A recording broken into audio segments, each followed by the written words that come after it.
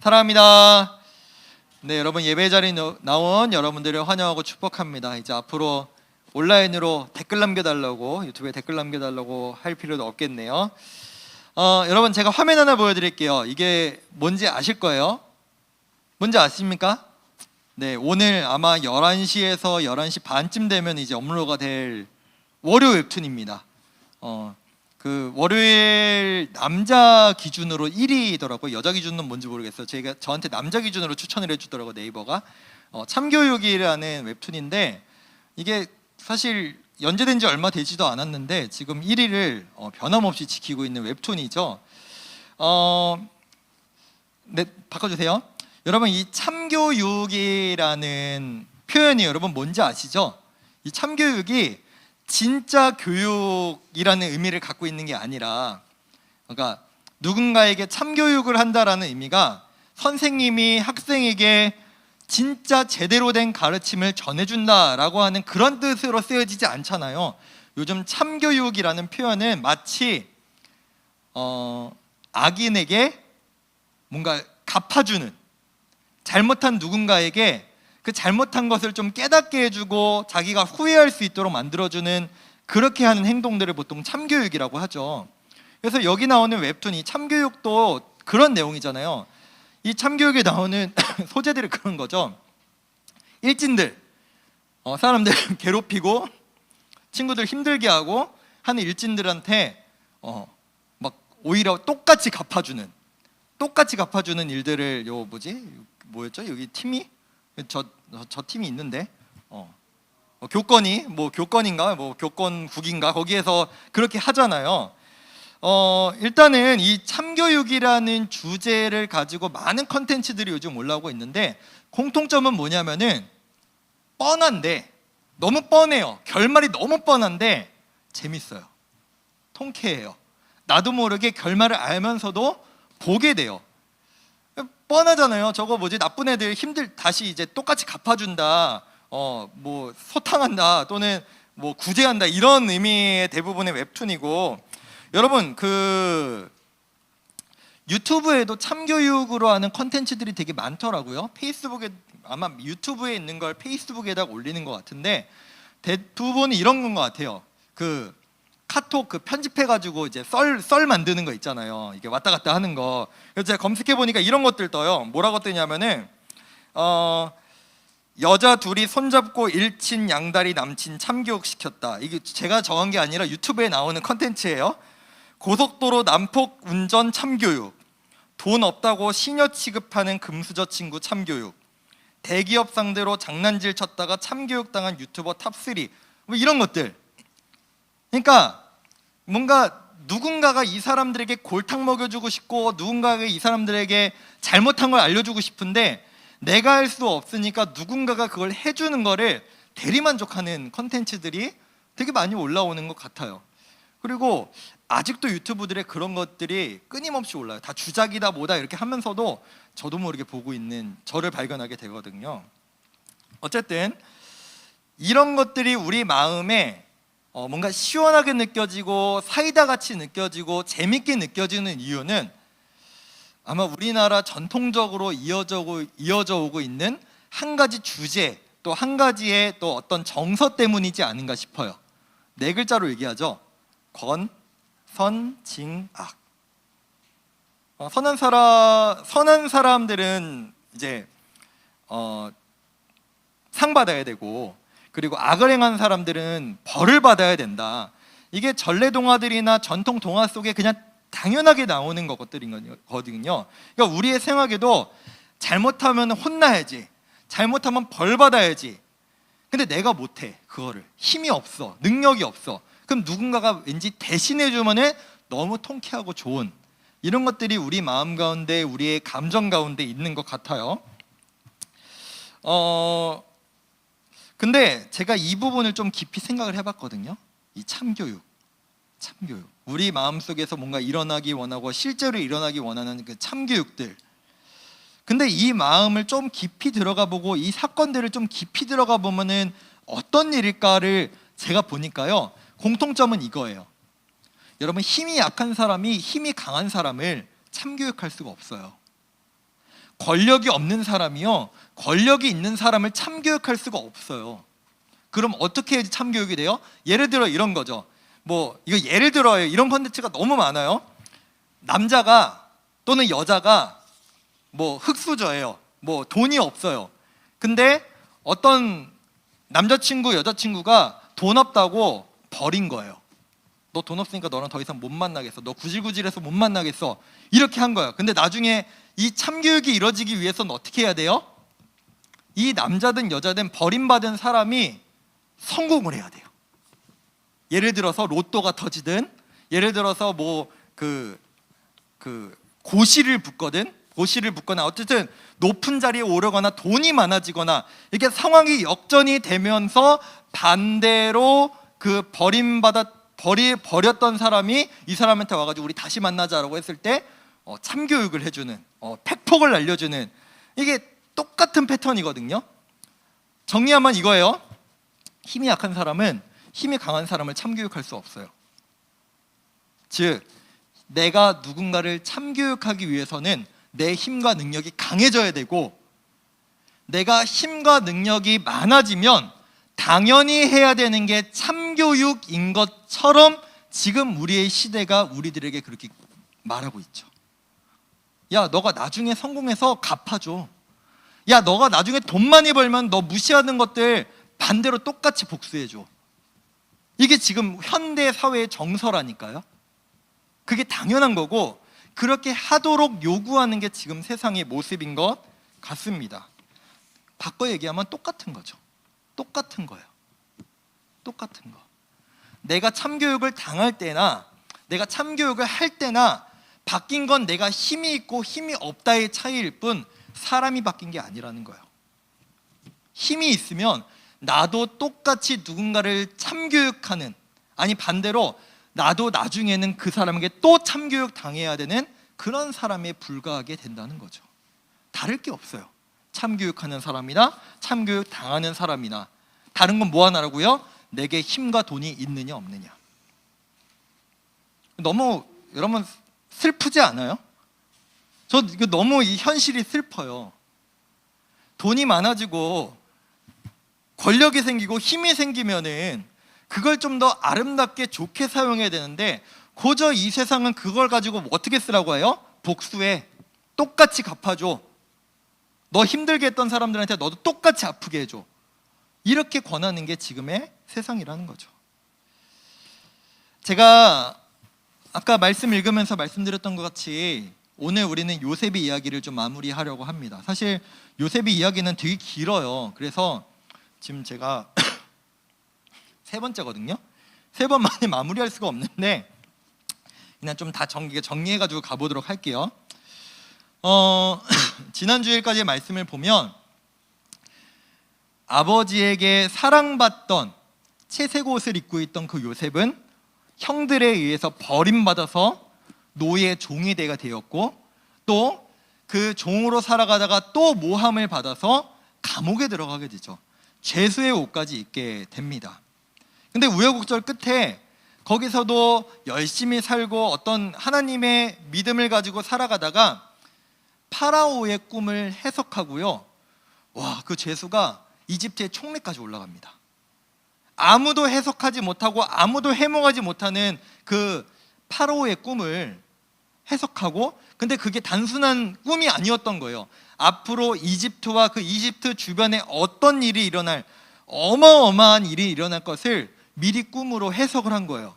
그래서 파라오가 이 요셉에게 너가 그 꿈을 해석했기 때문에 너가 그것을 앞으로 준비하고 그 모든 것을 총괄해라 라고 하면서 총리에 세워버리죠. 여러분, 당시의 최강대국이 바로 이집트였습니다.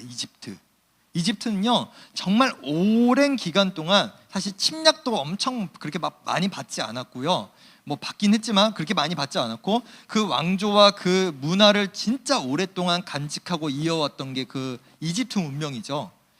그 나라의 총리, 자기 위에는 파라오밖에 없어요. 나머지 다 자기 아래.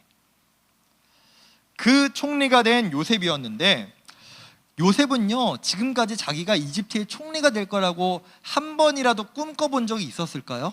아니, 그렇지 않았을 겁니다. 한 번도 그런 꿈을 꾼 적 없을 거야.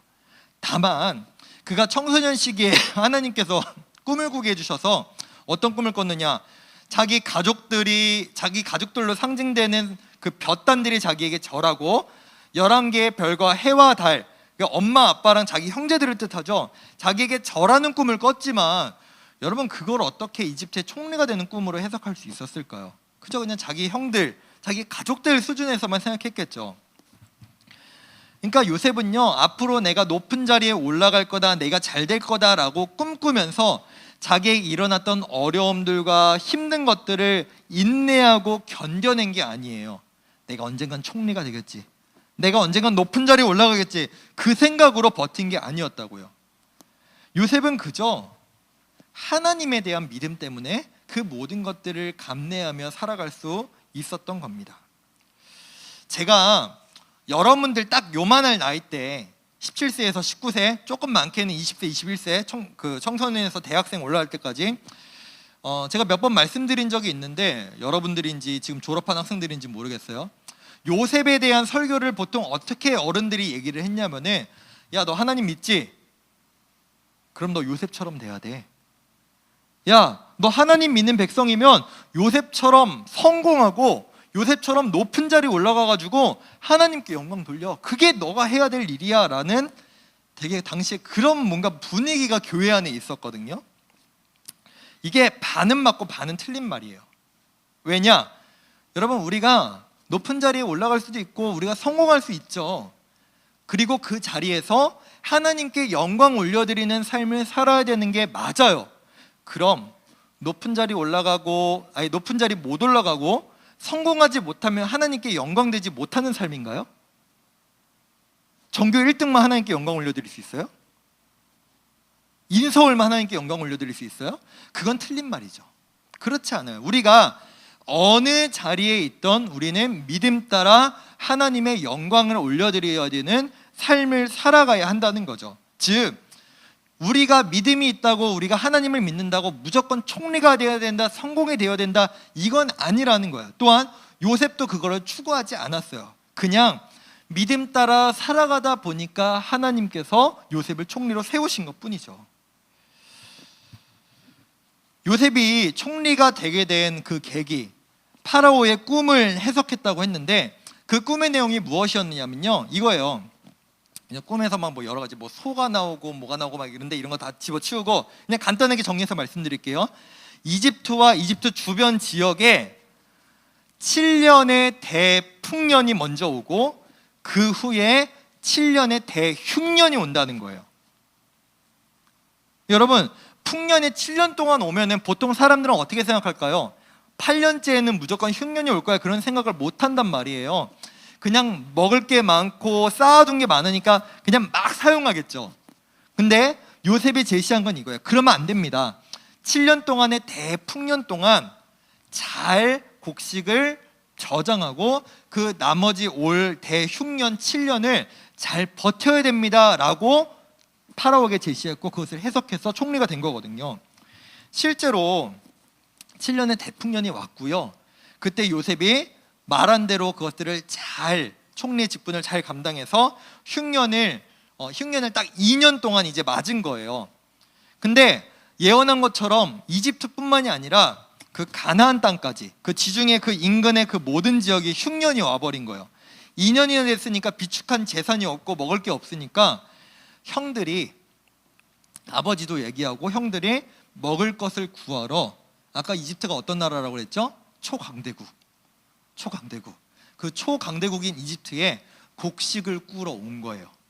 여기에 누가 있을지는 생각도 못한 채 요셉이 있을 거라고는 생각도 못한 채 곡식을 구하러 온 형들을 요셉은 알아챘어요. 형들을 알아본 거예요. 형들이 왔네. 여러분 한번 생각해 봅시다. 20년 전에 형들이 자기를 밉다고, 싫다고, 꼴배기 싫다고 노예로 팔았어요. 아니, 첫 번째는 죽이려고 그랬어요.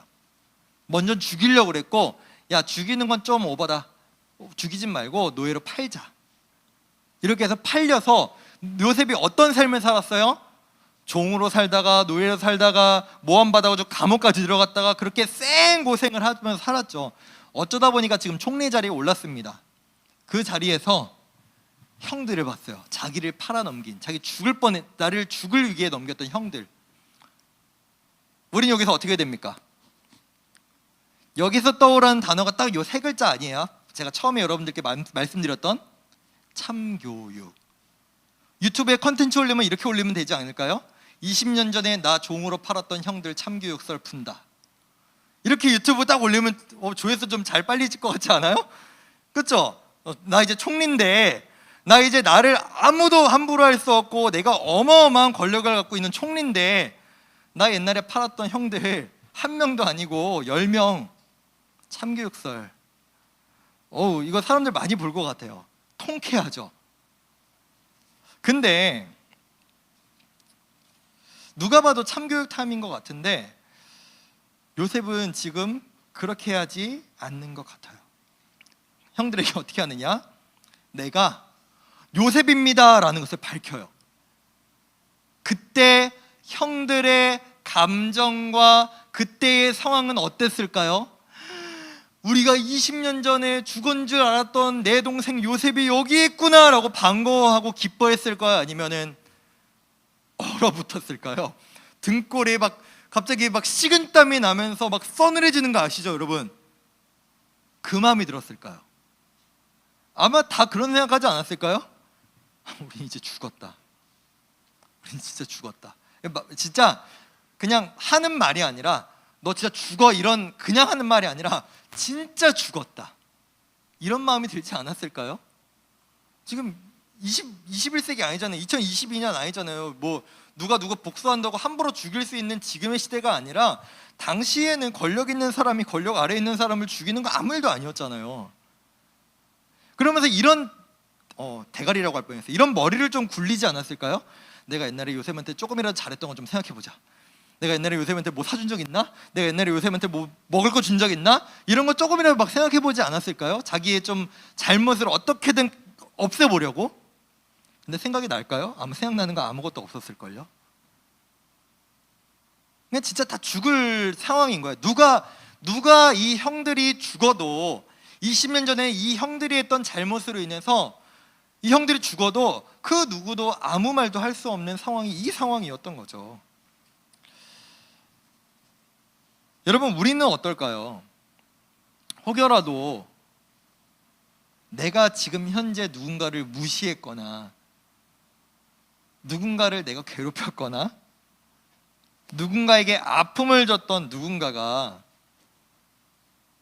내가 형이고 그 상대방이 요셉이면은 여러분, 그 상대방이 나에게 어떤 모습으로 나중에 찾아올지 여러분은 확신할 수 있습니까? 그건 아무도 모르는 거예요. 여러분 좀 두려워하셔야 돼요. 사람을 대할 때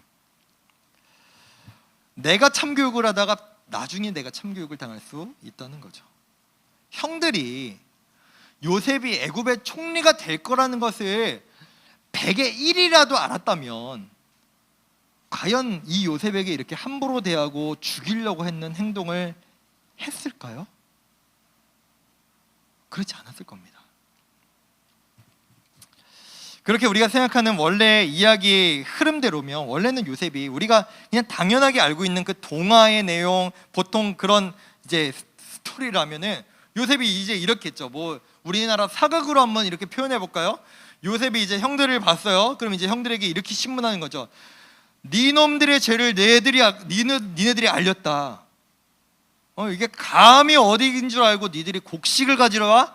당장 저놈들의 주리를 틀어라. 뭐 이렇게 하면서 벌을 주지 않았을까요?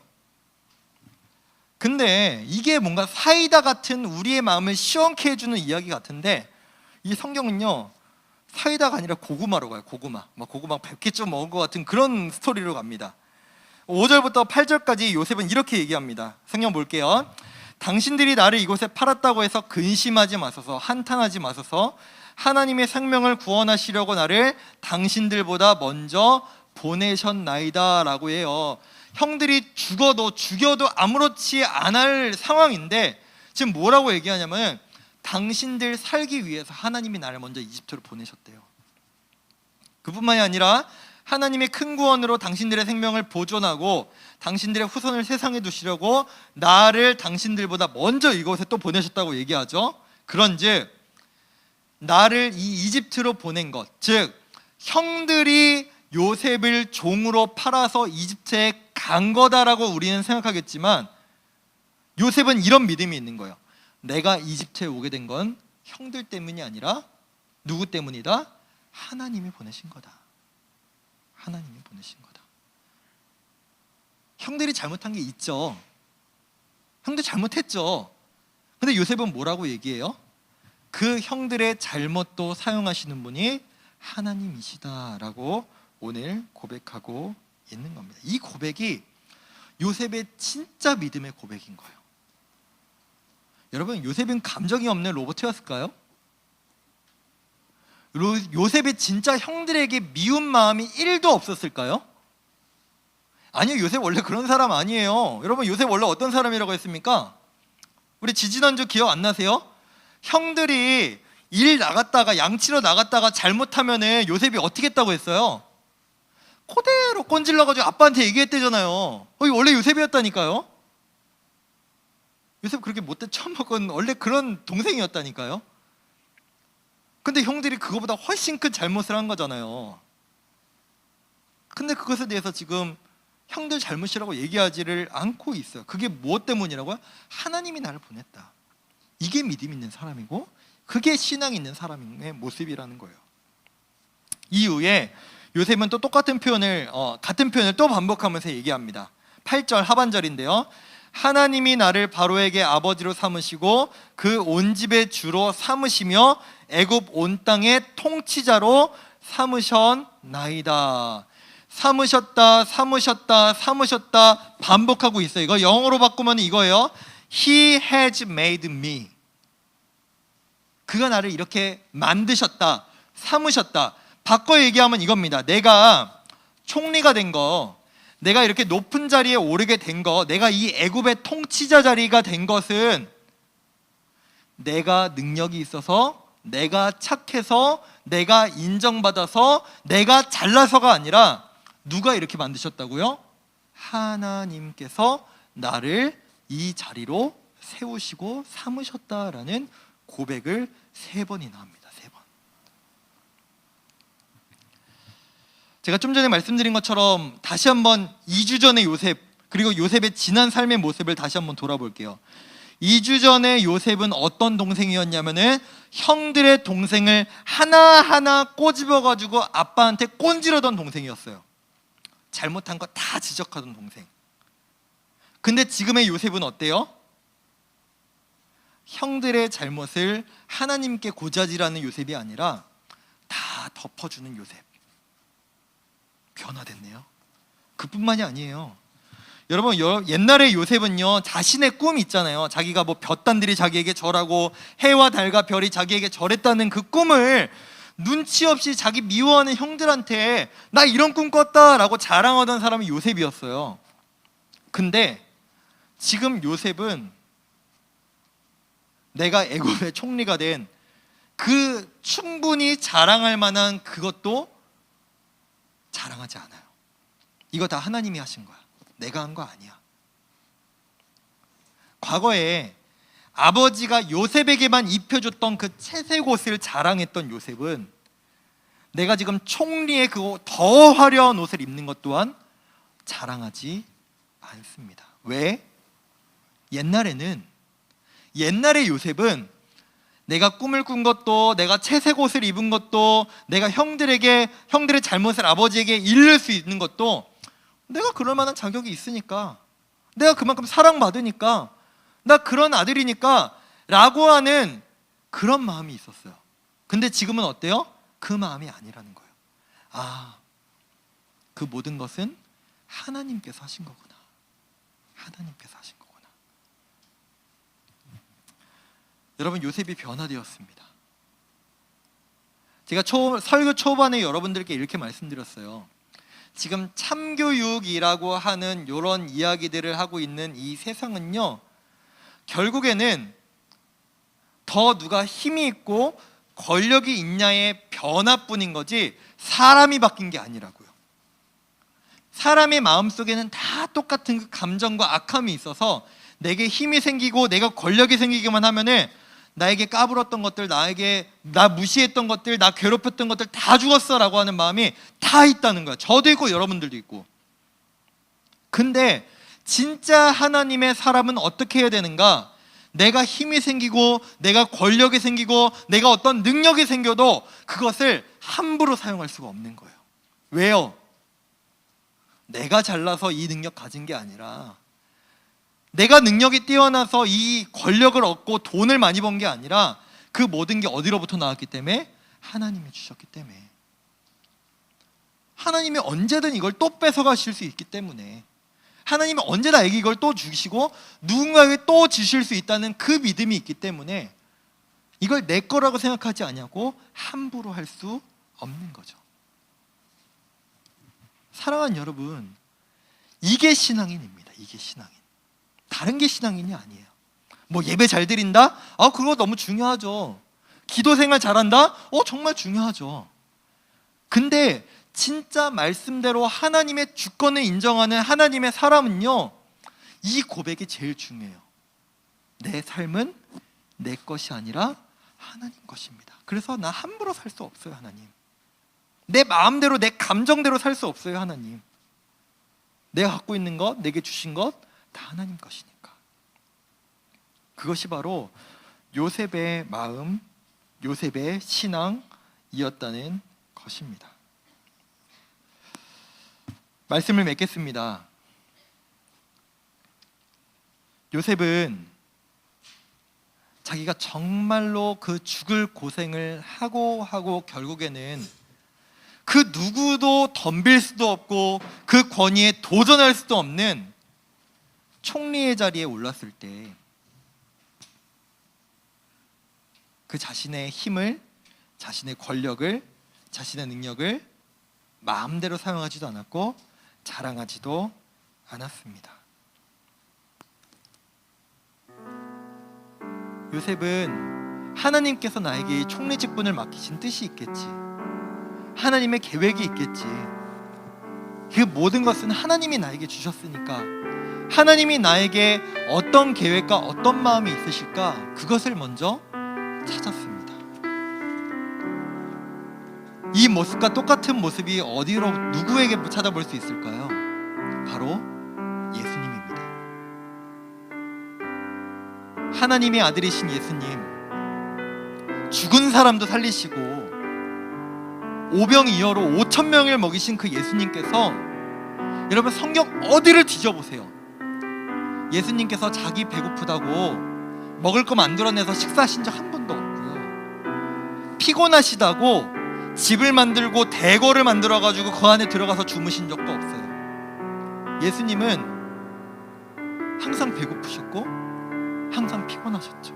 하지만 그런 와중에도 하나님의 뜻을 이 세상 가운데 세우시기 위해 자신은 힘들고 자신은 어렵더라도 그 능력을 자신을 위해 사용하지 않으셨습니다. 사랑하는 여러분, 저와 여러분은요, 누군가를 참교육할 수 있는 그런 사람이 아닙니다. 그 참교육은 오직 하나님만 하실 수 있으시죠. 그렇다면 우리는 어떻게 해야 될까요? 하나님이 나에게 주신 그 모든 것들 내 것이 아니라, 내가 잘나서가 아니라 하나님께 받은 것이니 나는 그 하나님이 뜻하시는 것들을 살아내기 위해 기도하고 그 말씀대로 살아가기에 노력하겠습니다. 그 요셉의 모습이 저와 우리 사랑하는 고등부 친구들의 삶 가운데 가득하기를 온전히 축복